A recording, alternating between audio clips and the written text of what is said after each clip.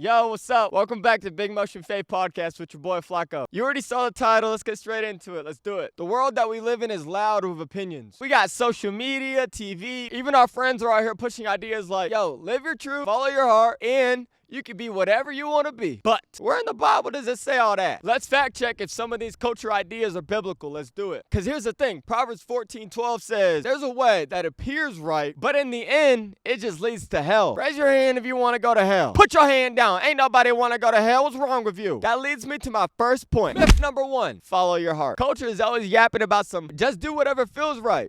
Wrong. I got a verse for you. Stay right there. Jeremiah 17:9. The heart is deceitful above all things and beyond cure. Who can understand it? In other words, our hearts are wilding out sometimes. One day you want one thing, and then the next day you want the exact opposite. It don't make no sense. That's why God calls us to follow him and not follow our feelings. See, feelings change, but his truth stays the same. That's a bar. That's fire, ain't it? Which leads me to myth number 2. Your truth equals your truth.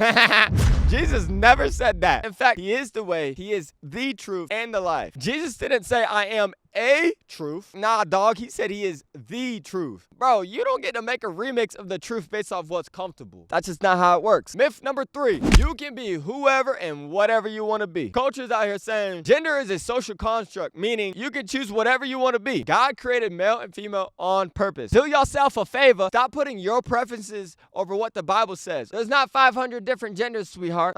There's only 2. It ain't up for debate. God don't make mistakes. That's why I keep my default settings on, because I know that God's design for my life is perfect. Keep a default. You can't go wrong with it. It's my final word. The world is changing every day, but God never switches up. We can't let culture define what truth is when God already defined it. Are you standing on what God says, or are you standing on what culture says? Stand on the word. That's all I got for you today. Thank you for tuning in to Big Motion Faith Podcast. I'm out. Peace.